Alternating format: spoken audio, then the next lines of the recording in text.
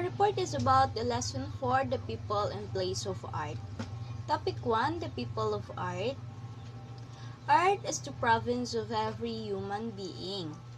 This statement comes from The Art Spirit by Robert Henry that explains art always resides in every human being.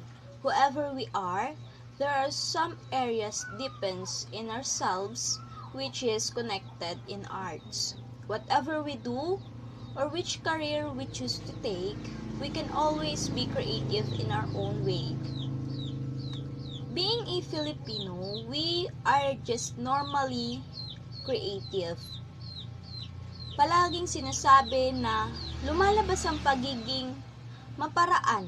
We are inventive, especially sa mga gipit na sitwasyon. If we really understand arts, maybe all of us can be interested in arts. Our lives are full of arts. Even we do not consider as unprofessional arts, we are the so-called artists that enlightens the mood and emotion of other people in our very own way. Creativity in the 21st century. Arts are still innovating and dominating in the present. And the very main reason is creativity. Many artists who raise the popularity of arts have developed their creative skills to be successful. Aside from having a curiosity, creativity is an important tool which leads to many inventions that helps to have a successful civilization. Now we go to the understanding and correcting minimer. When we say minimer, it is the inaccurate use of a name or a term. Just for example, the art and the craft. These are the two forms of creativity that people don't see any differences. But the fact is that art is different from the craft. Art is a creative merit that comes from within, while the craft is a skilled work wherein there is an application of technique. Art emerges from the heart, whereas craft comes from the mind.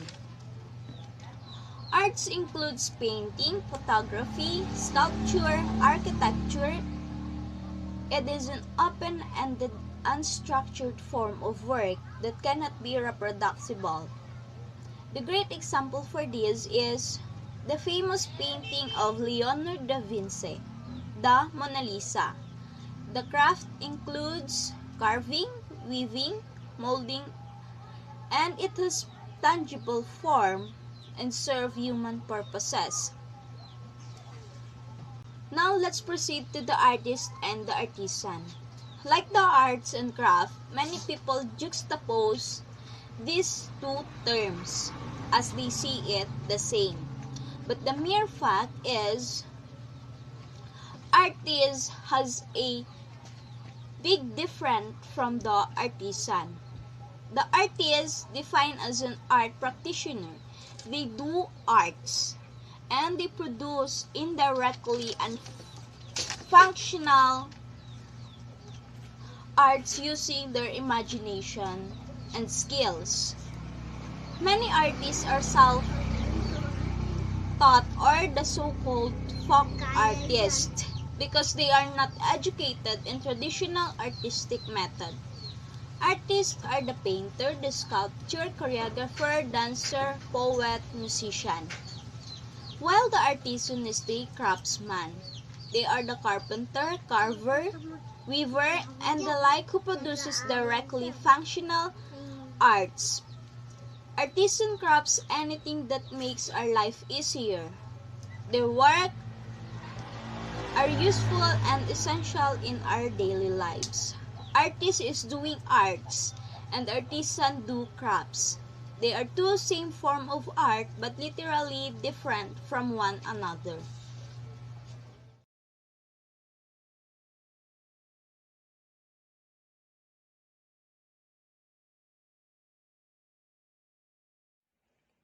Good morning, ma'am. Good morning, classmates. I am Erica Luis Gonzalez, and I will be the next reporter for the first topic in Lesson 4, which is the people of art. So I'm going to discuss about the key actors of the art market. We are examining the social, economic, political, and aesthetic dynamics of the key personalities of the art world, namely the artist, museum manager, curator, art buyer, art collector, art dealer, and connoisseur. So let's start. So the first one is the artist. The artist is the creator of the artwork, engages in pre-production, production, and post-production processes in relation to their artwork. So, sila yung mga lumikha ng tinatawag nating mga artwork. Nakikibahagi rin sila sa pre-production, production, at post-production processes na may kaugnayan sa kanilang artwork. Next is the museum manager. Museum manager manages the entire operation of a museum or an exhibit like maintenance, promotions, and audience accommodation. So, sila yung mga namamahala sa buong operasyon ng isang museo o isang exhibit tulad ng pagpapanatili nito, promosyon, at pag-accommodate sa mga audience. Next is the curator. Curator does the research and plans the presentation or how the artifacts will be showcased in the museum.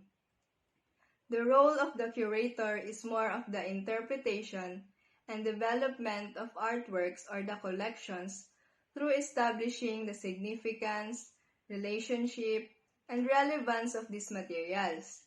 The curator, who is manager or overseer, and usually a curator or keeper of a cultural heritage institution like gallery, museum, library, or archive, is a content specialist charged with an institution's collections, selecting art to be displayed in the museum, organizing art exhibitions in galleries or public places, researching the artists and writing catalogs, and involved with the interpretation of heritage.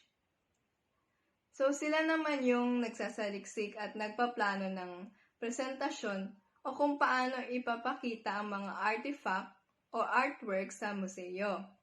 Ang tungkulin nito ay higit pa sa interpretasyon at pagbuo ng mga artwork o mga koleksyon sa pamamagitan ng pagtatatag ng kahalagahan at kaugnayan ng mga material na ito. Ang tagapangasiwa o tagapamahala at karaniwan na isang tagabantay ng isang institusyong pamanan ng kultura, katulad ng gallery, museo, aklatan o archive, ay isang content specialist na sinisingil sa mga koleksyon ng isang institusyon, pumipili ng art na ipapakita sa museo, nag-aayos ng mga art exhibition sa mga gallery o pampublikong lugar, pagsasaliksik sa artist at pagsulat ng mga katalogo at kasangkot sa interpretasyon ng pamana. Next is the art buyer. Art buyer initially assess and survey artwork that collectors are interested in. It is their role to oversee the sale of the artwork on behalf of the collector who may either be too busy or who would rather keep his identity hidden. An art buyer is a professional who is knowledgeable in the art, who may scout talents for an advertising agency seeking to employ an art director, or who may look for artwork for collector or company. So sila yung sa simula ay tatasahin at gagawan ng survey ang isang artwork kung saan interesado ang mga kolektor. Tungkulin nilang pangasiwaan ang pagbebenta ng mga artwork. Sa ngalan ng kolektor na maaring masyadong abala o mas gugustuhin na itago ang kanyang pagkakakilanlan, ang bumibili ng mga ito ay isang professional na may kaalaman sa art na maaaring mag-scout ng mga talents para sa isang ahensya ng advertising na naghahanap ng isang art director o maaaring maghanap ng artwork para sa collector o kumpanya. Next is the art collector. Art collector who has established himself as someone who not only appreciates art but knows art, understands its behavior and patterns, becoming a key player in making or breaking an artist's career, or shaping the course of a museum's collection through pledges of support and donation. So sila yung itinatag ang kanyang sarili bilang isang tao na hindi lamang nagpapahalaga sa isang art, ngunit nakakaalam rin, nauunawaan ang pag-uugali at mga pattern nito. Pagiging isang key player sa paggawa o pagsira sa karera ng isang artist, o paghubog sa kurso ng koleksyon ng mga museo sa pamamagitan ng mga pangako ng suporta at donasyon. Next is the art dealer. The direct hand is in the distribution and circulation of the artworks through a variety of means such as direct sales, through galleries and auction houses. An art dealer is a person or a company that buys and sells works of art. Art dealers often study the history of art before starting their careers. They keep up with the trends in the market and are knowledgeable about the style of art that people want to buy. They figure out how much they should pay for a piece and then estimate the resale price. To determine the artwork's value, the dealer inspects the objects or paintings closely and compare the fine details with similar pieces. So, sinasabi dito na ang direct hand ay nasa pamamahagi at sirkulasyon ng mga artwork sa pamamagitan ng iba't ibang paraan, tulad ng direktang pagbebenta sa pamamagitan ng mga gallery at mga auction houses. Ang isang art dealer ay isang tao o isang kumpanya na bumibili at nagbebenta ng mga artwork. Ang mga artwork dealer ay madalas na pinag-aaralan ng kasaysayan ng arts bago simula ng kanilang mga karera. Nakikisabay sila sa mga uso sa merkado at may kaalaman sa estilo ng art na gustong bilhin ng mga tao. Inaalam nila kung magkano ang dapat nilang bayaran para sa isang piraso at pagkatapos ay tatantyahin ang presyong muling ibenta. Upang matukoy ang halaga ng artwork, masusing sinusuri ng dealer ang mga bagay o painting at ikumpara ang mga magagandang detalye sa mga katulad na piraso. And last is the connoisseur. Connoisseur is a critic of art, knowledgeable and competent enough to pass sound judgment on a work of art. So sila yung tinatawag na critic of art. May sapat na kaalaman at kakayahang magbigay ng tamang panghuhusga sa isang artwork. Kumbaga, sila yung tinatawag nating mga eksperto pagdating sa arts. And that's all po for my report. Thank you everyone for listening.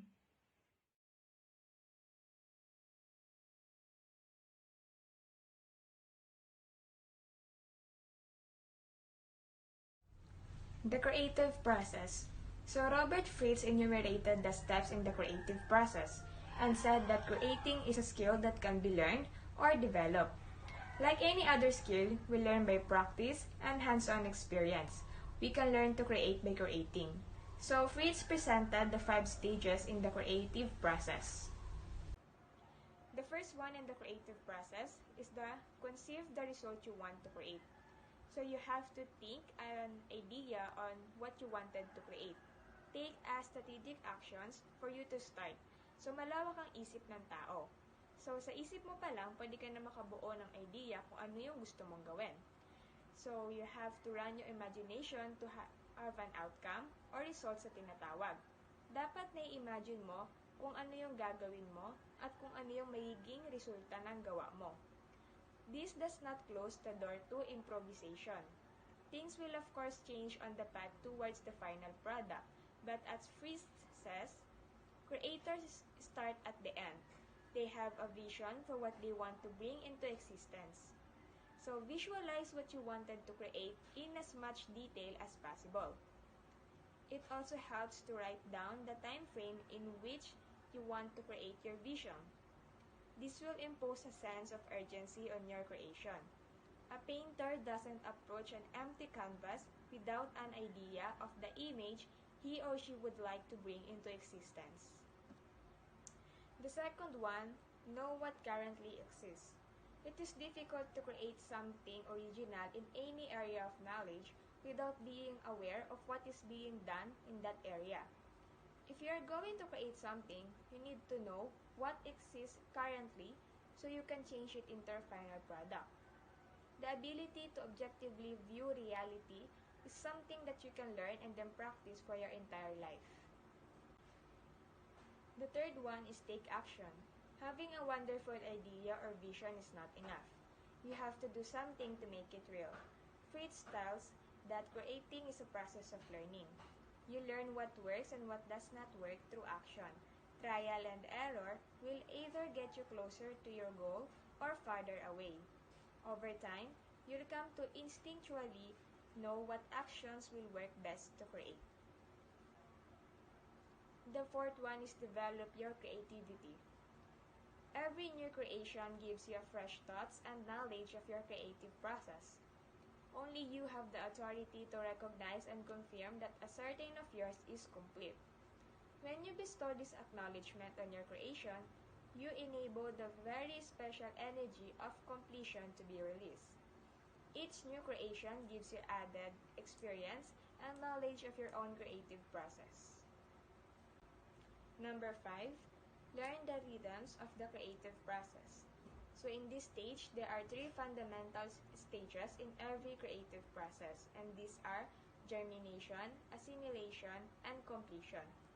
The first stage is germination phase. It's that initial rush of adrenaline when you stumble upon a new idea.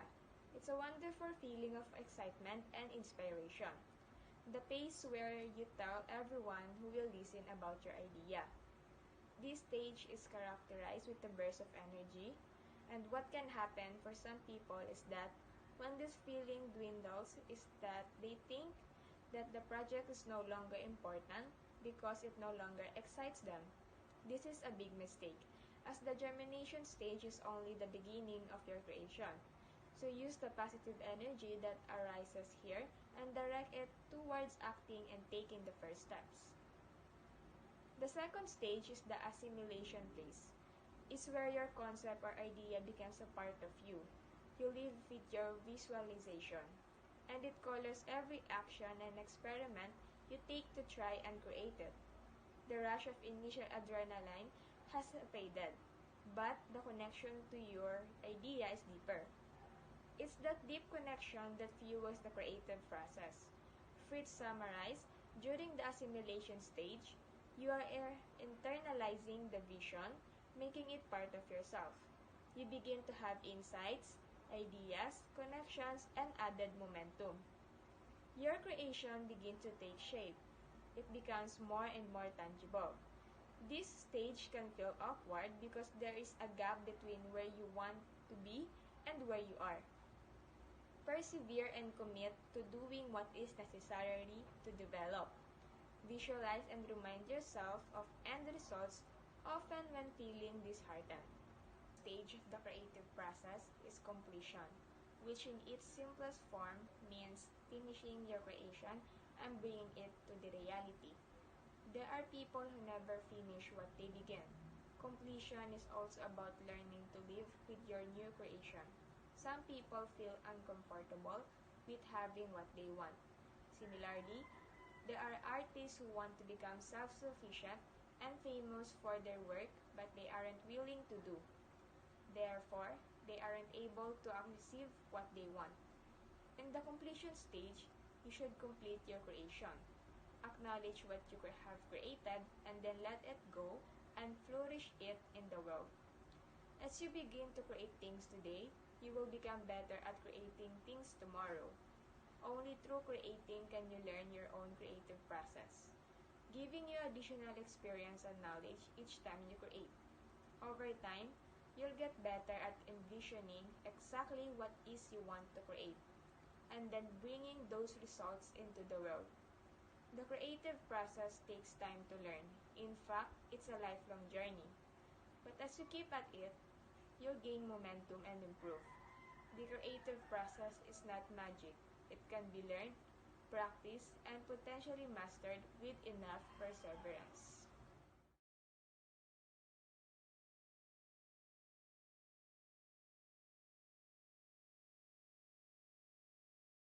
Museum, called art gallery in some places, is concerned primarily with the object as means of unaided communication with its visitor.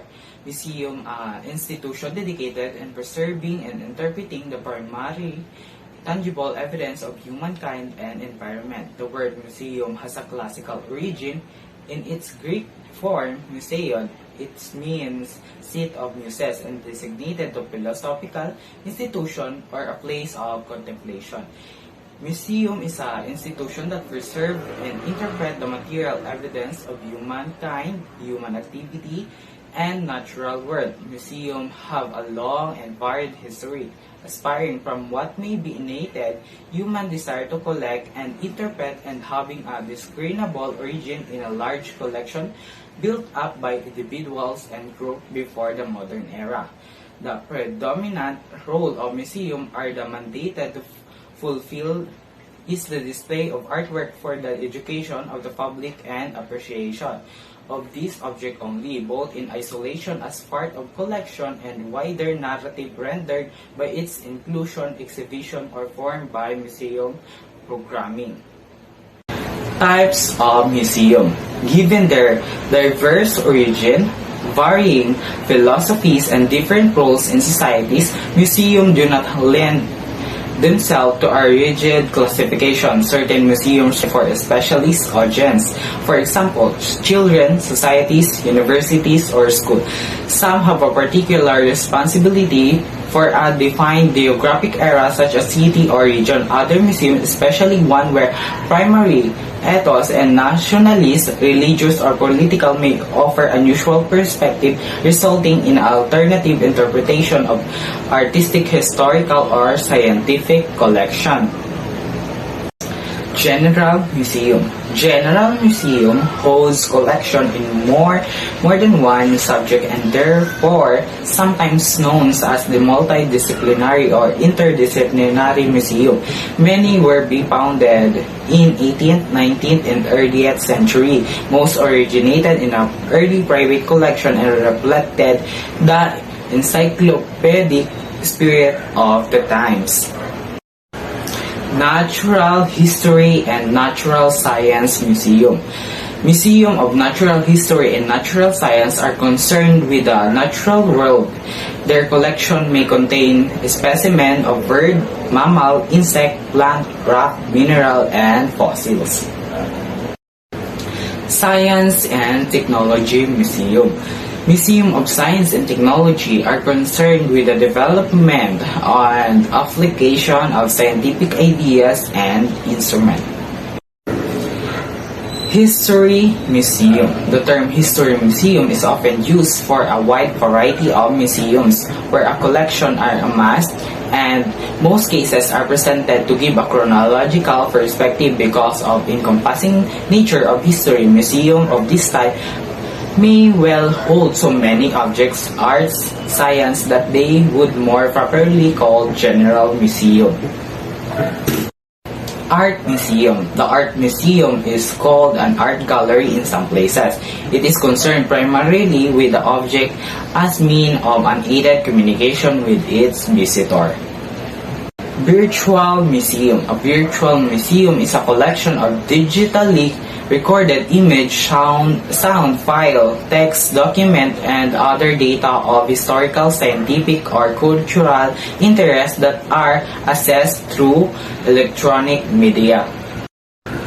What are the activities of Art Museum? The activities of Art Museum is a profit-making permanent institution in the service of society and its development, and open to the public, which acquire, conserves, researches, communicates, and exhibits for a purpose of study, education, and enjoyment, material evidence of human and their environment. Exhibit. What is exhibit? Exhibit is a publicity display, artwork, or an item of interest in an art gallery or museum or at an trade fair.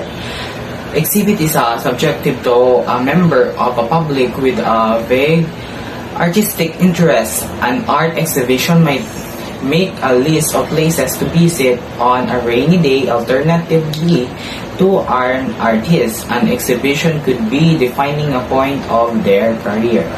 Exhibitions act a catalyst of art and ideas to a public. They represent a way of displaying and contextualizing an art that makes relevant and accessible to contemporary audience. The art exhibition, by its nature, holds a mirror up to society, reflecting its interests and concerning, while at the same time challenging its ideologies and preconceptions. Keep an art relevant to society and diverse audience at any given point in history is one of the main goals of art exhibition, and one of the reasons it is so important to history of arts. Where you can find art exhibition. You can find art exhibitions in galleries and museums in almost every cities across the world, and among of them as the most typical location that an exhibition can be found. What is it that defines the need for an art exhibition? Number 1, describe art in words. Essentially, art is an expression of emotion and the feelings deep within one's heart. However, things that can be felt are harder to pen down. Art exhibition, chorals, gabbles can be an amazing place for an artist to learn the best way to describe their arts. Art exhibition often house catalogs that contains description and essays about the artwork that has been analyzed and penned down by the prominent scholar in art. These catalogs helps an artist write down the catchy headlines, inspirations, art description, as well as a statement defining the same. Number 2 is learning artistic presentation. Simply placing your artwork in a corner of an art gallery won't bring attention. It needs an art exhibition helps you learn more about the art of a proper installation and presentation. This is something one must learn for sure. You might have a standing hold over the concept of art. However, the way you put it out for a viewer sure matters a lot. The form of exhibition you for help to segregate how different forms of artistic expressions are installed. Now, the number 3 is a chance to develop existing network. When you attend any art exhibition, there is a chance for you to meet several personalities. There are different types of people you get to meet at exhibition, which includes the creator, art historians, artists, as well as art critics. These are the people that can help you establish fulfilling career. If you happen to ask expert artists from an art exhibition, choral, gabbles, you get to know that displaying their artwork is what got them recognition and helped develop a broad network. Number 4 is learning new things. Each artist is unique on its own. Imagine molding a cup of clay. The way you create the cup might be similar to someone else. However, it will never be the same. This due to the fact that each brain and heart is hardwired to think its unique pattern. Even though an art exhibition has the same theme, there will be a different variation from the same. While you might perceive the theme in your own way, others might not represent in the way you have. This gives you a chance to look at your subject from a different point of view. In sense, you get to learn new things from a popular as well as building artists like an art exhibition, chorals, and cabals. The number 5 is motivate people. Most visitors an art exhibition are to learn something new. This could be an amazing chance for an artist to motivate people in favor of his or her cause. Say the theme of exhibition is the suffering of the rape victim represented through an artwork. This will motivate people to speak up more against the horrendous instance. They will be able to relate the pain associated with the theme. Regardless of the theme, art exhibition helps motivate people through pictorial representation of pain, happiness, sorrow, glee, jealousy, etc. The message always or almost in a positive one and helps establish a fruitful norms in society by artistic methodology. What is the real purpose of art exhibition? In essence, what is the real purpose of an art exhibition? In essence, art is the best way of expressing emotion in non-energetic way. However, a technique is not good until the admirer can actually see and understand it. Imagine being inside a room talking to an empty space within. Regardless of anything you say or you meant, it would be no use until you bring forth your message before others. Similarly, an art exhibition helps bring the hidden essence and emotion before the people that admire and understand it. Not just that, art always have been source of earning for a talent heads over the years. This is why creators, art historian, artists, as well as a contemporary critic of for arts have always found an art exhibition as way to discuss and know more about particular art form. Conclusion. An art exhibition is essentially the best way to establish a fundamental branding, self-understanding, rebrandishing, and networking, future development, public awareness, breaking ground, and so on. If you are someone looking forward to experiencing all this, make sure you pick up a nearest art exhibition gallery and pay a visit today. Thank you.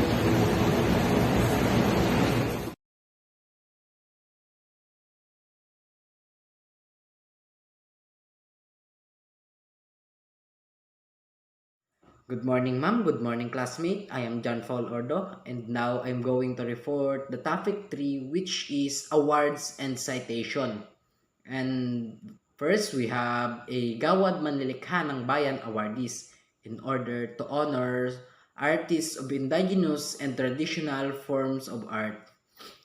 The Commission on Culture and the Arts awards the Manlilikha ng Bayan distinction to citizen engaged in any traditional art uniquely Filipino whose distinctive skills have reached such a high level of technical and artistic excellence and have been passed on to and widely practiced by the present generation in his or her community with the same degree of technical and artistic competence.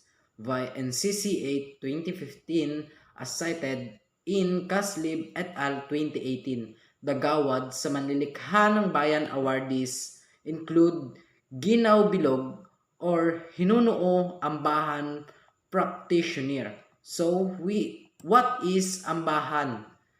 The Ambahan written in Baybayin supports the fact that even before the arrival of the Spaniards, Filipinos already have a system writing. It also supports the observation made by historian Pedro Quirino 1604 or in 1604 in relation de las Islas Filipinas that there is hardly a man, much less a woman, who does not read and write in the country. The more interesting part is that this system of writing reserved usually for the privileged classes of other ancient civilization, is common and established among the locals. So, here an example of this ambahan written in baybayin, or what hinunuo true mangyan kol surat mangyan are the following. First, we have a minangyan. Kamu ay mga babayi, burungan inyong kapti. Kami ay mga lalaki, kami manakayam di. Bukon sakayan sa dili, panhuraman lamang sa pari. Sa baybayi, kami maagi. Arukay undok. Ang tao nagpinururunto. Sa idalom it lunok. And this is the Tagalog translation for Minangyan words. So, kayong mga babae, pagawa ng sinulid ang inyong harapin. Kaming mga lalaki ay mamamangka na lamang, kahit ang bangka ay di sa amin, kahit hiniram lamang sa pari. Kami sa aplaya magdadaan, pabirong urukay. Mga tao'y nagsiumpok, sa ilalim ay putik. And the next artwork that get Igawad Manilikha ng Bayan awardees is the Masino Intaray or Palawan musician. What is Masino Intaray? Masino Intaray was a Filipino poet, bard, artist, and musician who is a Palawan native known for his performance of the local traditions of Basal, Kulilal, and Bagit. He is also a recipient of the National Living Treasure recognition. And among other modern artists, Juan Luna on left and Felix Resurrection Hidalgo on right. Both flourish in the art scenes of Europe. In the Philippines, they practice neoclassicism, romanticism, realism, and history painting, among others, and most of their artwork. And some of these contemporary and national artists are Fernando Amorsolo for visual arts and painting. And he also known for his work that is the Dalagang Bukid.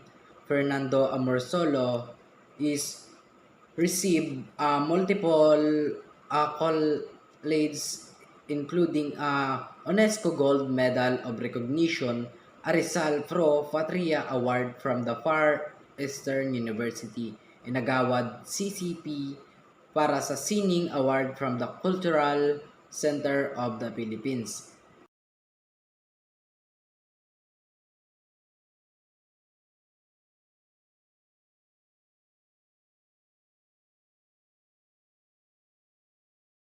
And next is Guillermo Tolentino, and he also known for his work the Bonifacio Monument, and Guillermo Estrella Tolentino 1897 to 1796 represent the National Artist Awards for Sculpture. In 1973, he is considered as the father of Philippine arts because of his great works like the famous Bonifacio Monument, symbolizing Filipinos' cry for freedom, located in intersection of EDSA and Rizal Avenue, and the oblation in UP, signifying academic freedom.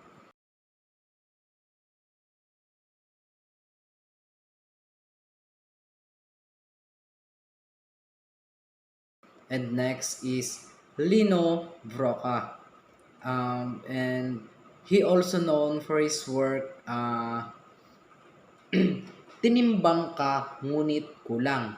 And Lino Broca get award of Order of National Artists of the Philippines Award.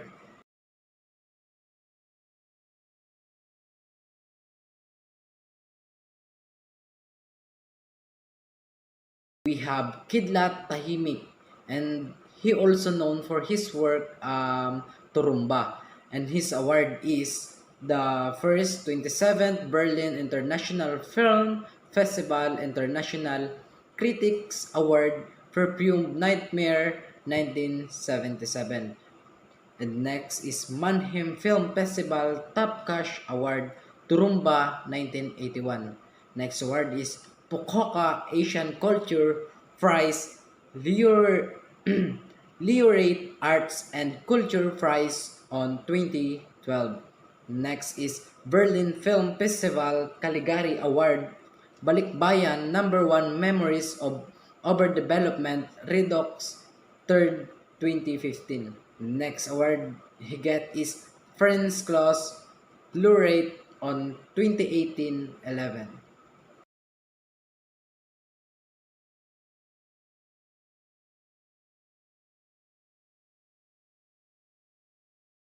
Next, we have Vicente Manansala, and he also known for his work Luksong Tinik, and he received the Republic Cultural Heritage Award in 1963. He also received the Patnubay ng Sining at Kalinangan Award from the City of Manila in 1970. He was proclaimed National Artist in Painting in 1982.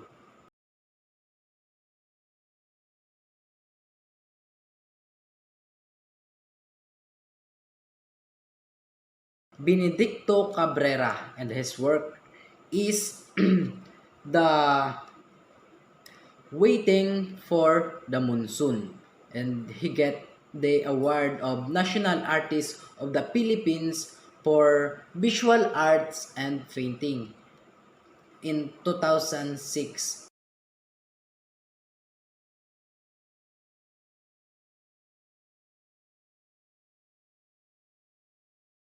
Next, we have Francisca Reyes and his work. He also represent the Filipino dance.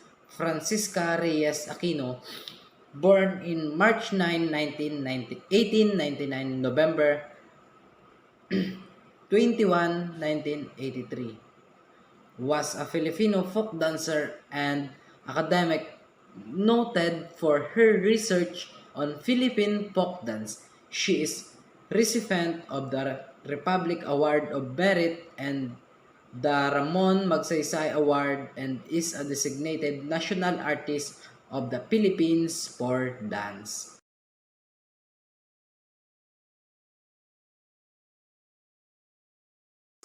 So next we have a Juan Napkil, and he known for his work the Magsaysay Building, and also he get award of Presidential Medal of Merit.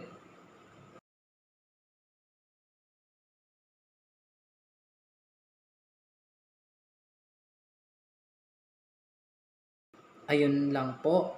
For next, we have outside the national artist circle, many contemporary and local artists flourish in the streets, in social media, and independent art scene. Many of their works of art lend towards the digital medium. So nowadays, syempre po ngayon na yung panahon po natin is yung more on digital medium na tayo. So napaka-easy na lang po gumawa ng mga graphics or arts sa gamit ito. So naapektuhan na po yung panahon natin sa ngayon, kaya napakaraming Pilipino ang dinadala sa ibang bansa upang ilaban sa iba't ibang uri o larangan ng pagguhit gamit ang digital.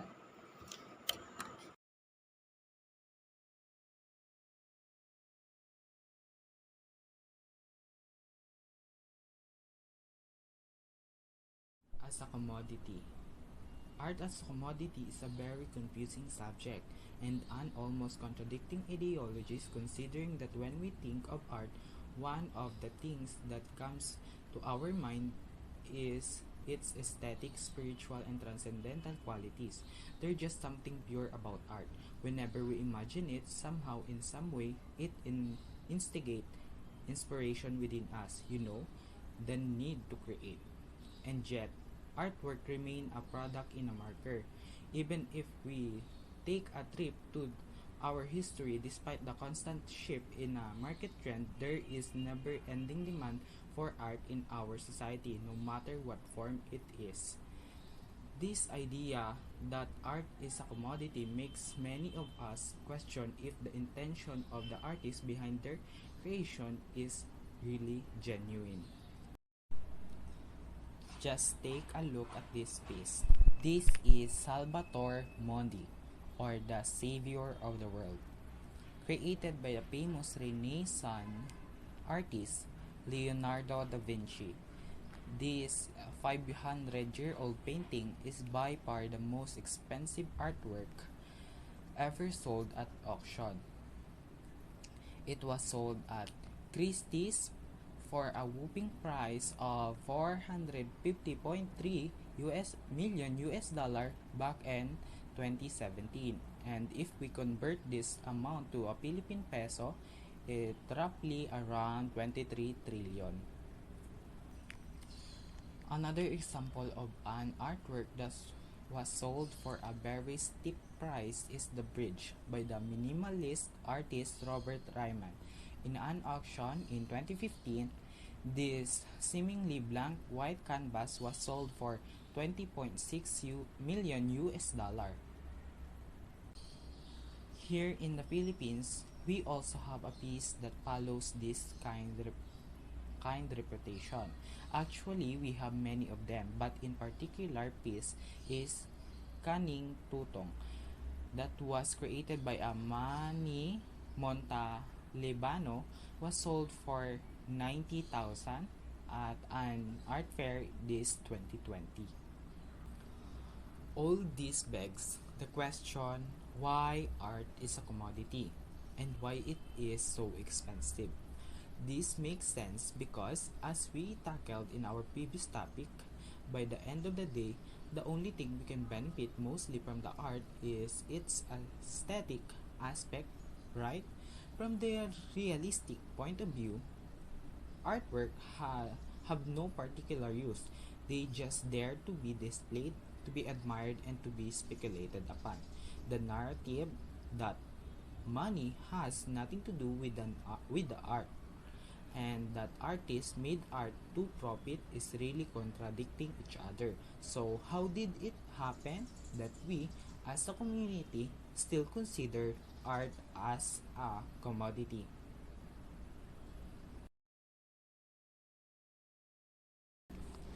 In order to answer that question, let us start first with the basic and answer the question, what is commodity?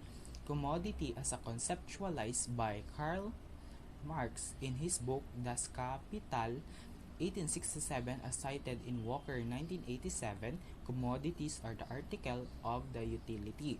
They are physical objects existing outside of us possessing properties which satisfies human wants or needs of some sort. In short, they have use value. Secondly, when we say commodities, they have a depository of value that is can be exchanged for other commodities considered to be equal value, or they can be exchanged for money. In short, they have exchange values.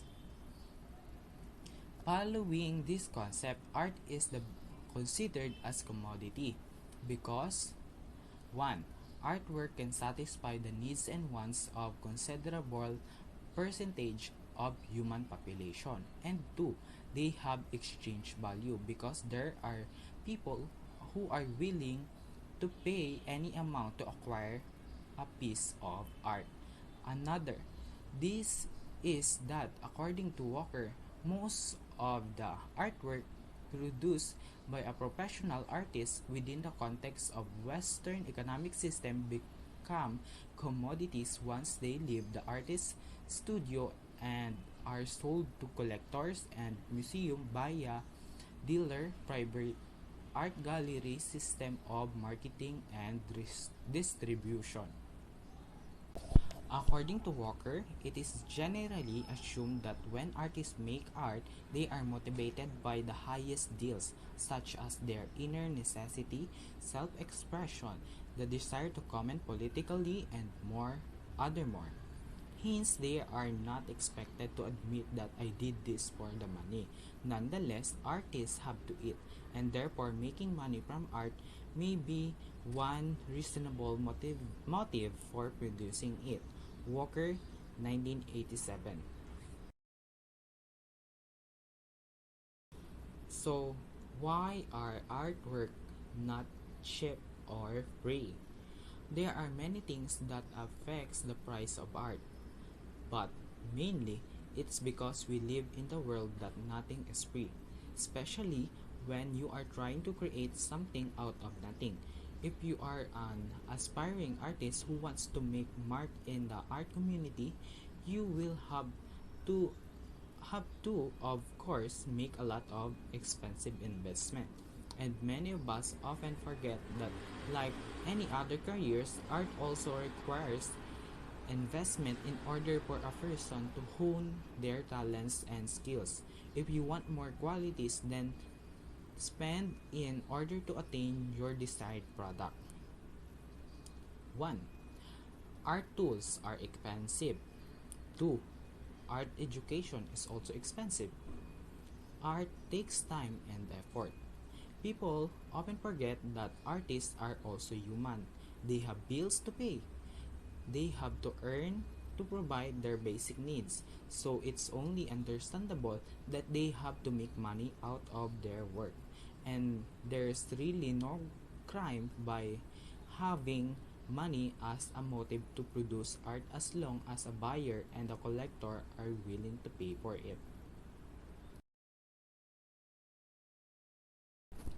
How expensive an artwork could get, such as long as price of the previous example I showed you come down to the mainly one factor, and this is how well known the artist is.